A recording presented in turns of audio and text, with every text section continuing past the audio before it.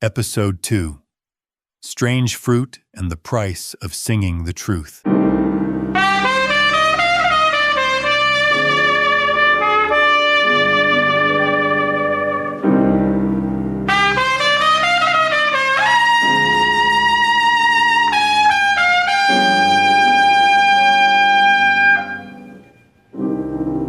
Southern trees bear strange fruit, blood on the leaves and blood at the root, black bodies swinging in the southern breeze,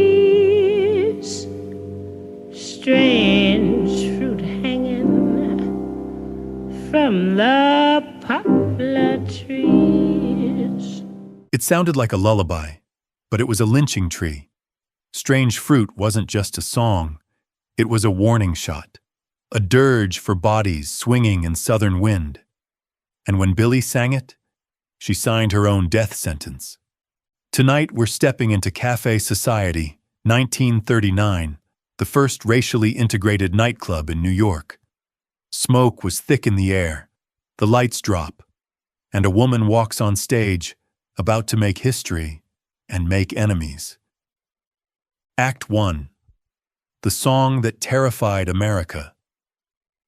The lyrics came from Abel Meeropol, a Jewish schoolteacher who saw a photo of a lynching and couldn't look away.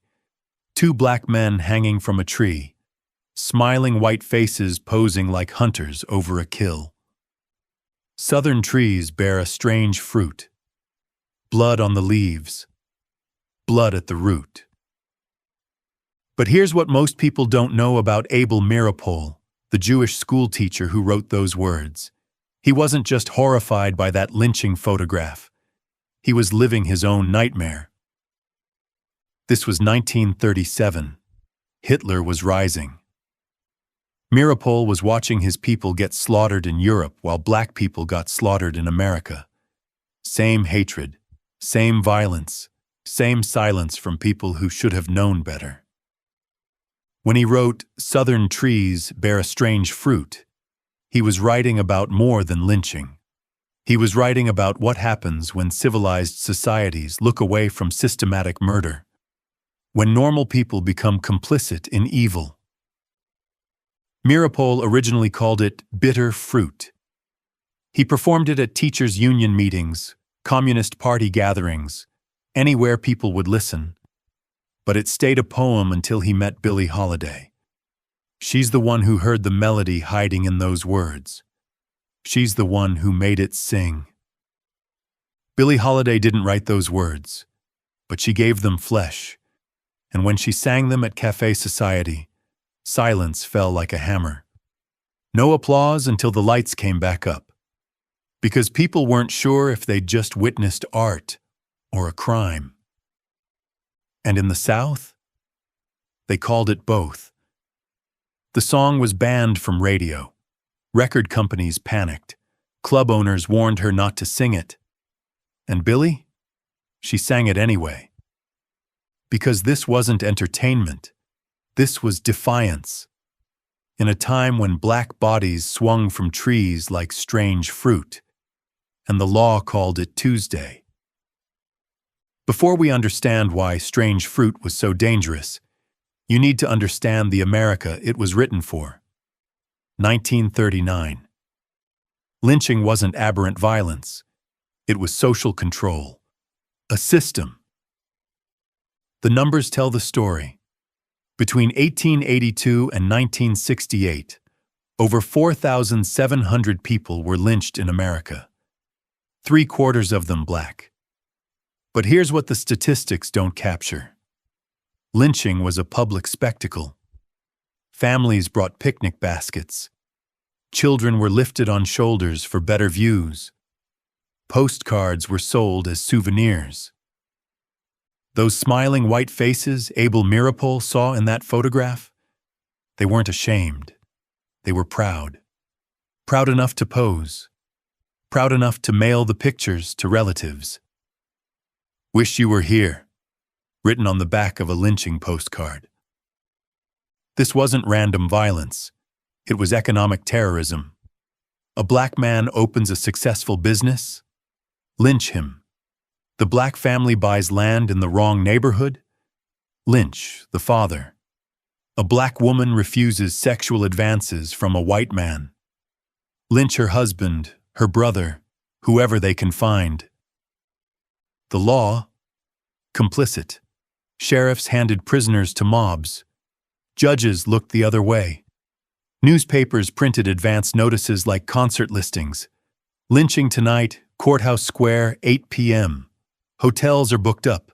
Special trains ran from neighboring towns. And the music of the time? Silent. Popular songs were about moonlight and June. Jazz clubs played for white audiences who wanted to forget the world outside. Even black performers, the ones allowed in white spaces, sang safe songs. Love songs. Dance songs.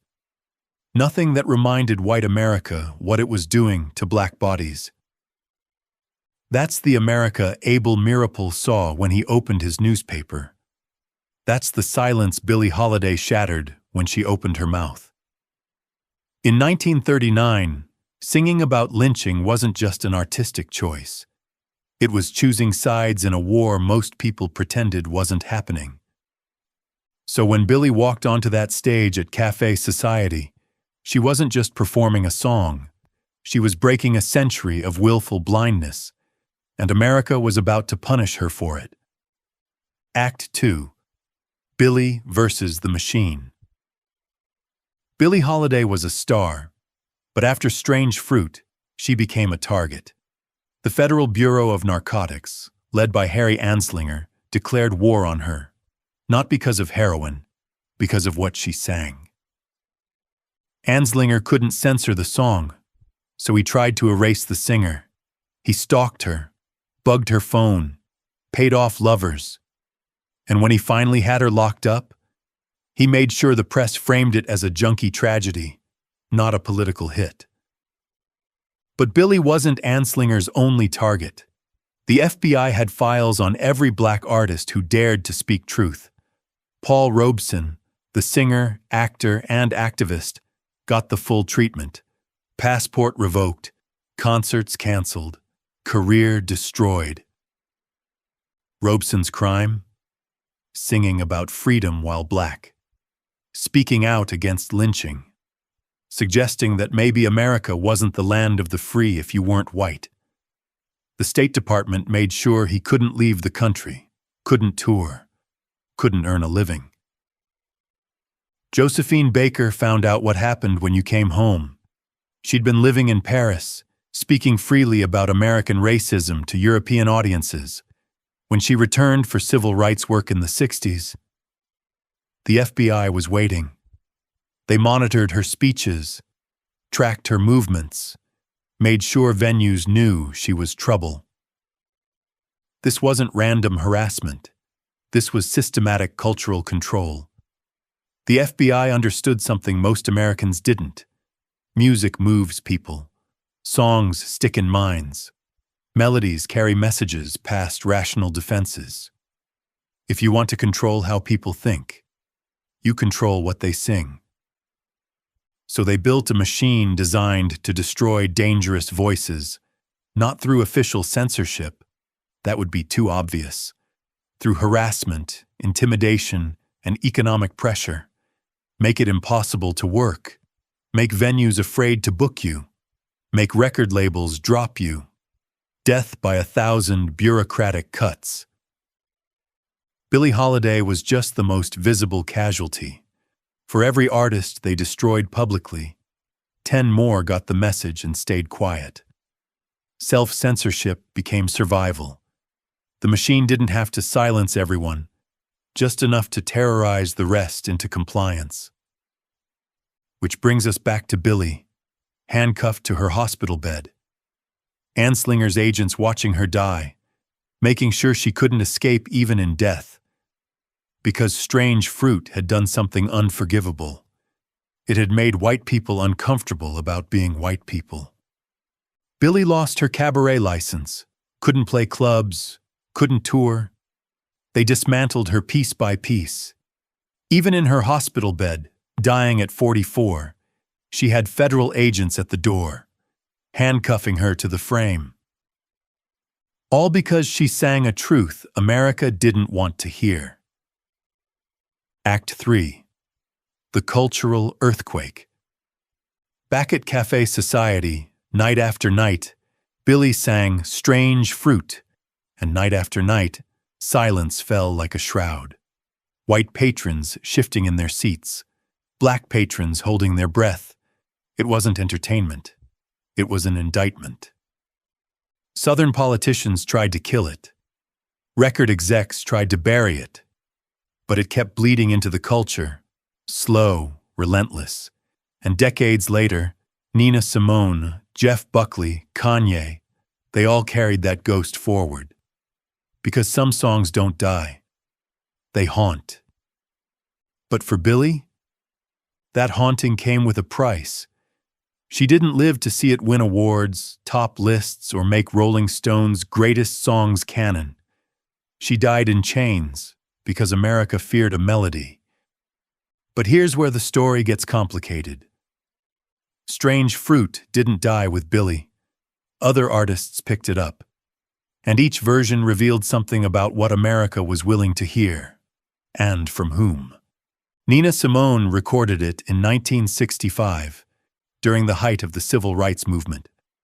Same lyrics, same message. But Nina was already known as a protest singer. The song fit her brand.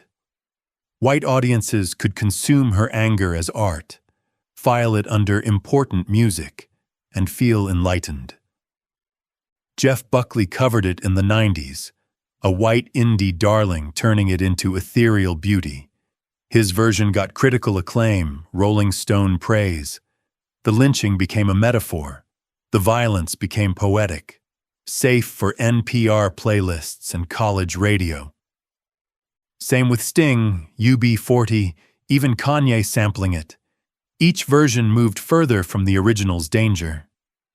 The song that got Billie Holiday killed had become tasteful, artistic, a classic you could study in music appreciation class without making anyone squirm.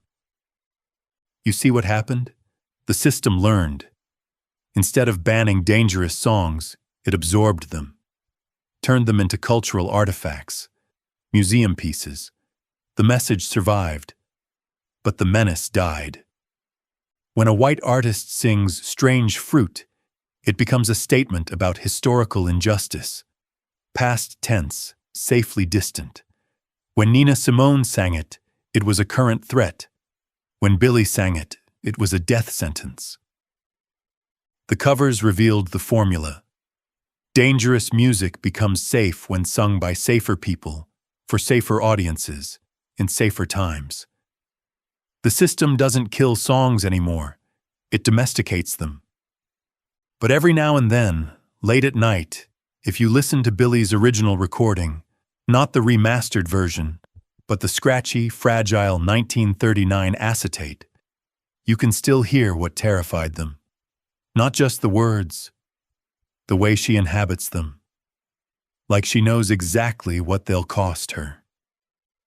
Act 4. Let's be clear about what happened here. Billie Holiday sang a song about lynching, and the United States government killed her for it, slowly, systematically, with the full weight of federal law enforcement. She died at 44, liver destroyed by alcohol and drugs, the only escape available when federal agents are tracking your every move. Handcuffed to a hospital bed because Harry Anslinger wanted to make sure she couldn't run, even from death. The official story? Jazz singer succumbs to addiction. Tragic but predictable. The real story? The first casualty in America's war against dangerous music. A war that's never ended, just changed tactics. Strange Fruit established the template we've been following ever since. Step 1. Dangerous song emerges. Step 2. The system tries to silence it. Step 3. If silencing fails, absorb it, domesticate it, turn it into a cultural artifact instead of a cultural weapon. Billie's version terrified them because it couldn't be contained. It was too raw, too real, too close to the bone. But Jeff Buckley's version? That was safe, historical, beautiful in a way that didn't demand action, just appreciation. The system learned something crucial from Billie Holiday's death. You don't have to kill the artist anymore. You just have to wait for safer artists to make the song safer. Time and repetition do the censorship for you. But here's what they couldn't kill: the precedent. Billie Holiday proved that music could be dangerous enough to get you killed, that songs could carry enough truth to terrify governments, that a black woman with a microphone could be more threatening than armies. Every protest singer since has been singing in Billie Holiday's shadow.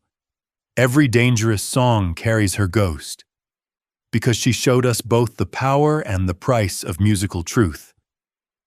Next time, protest learns a different lesson.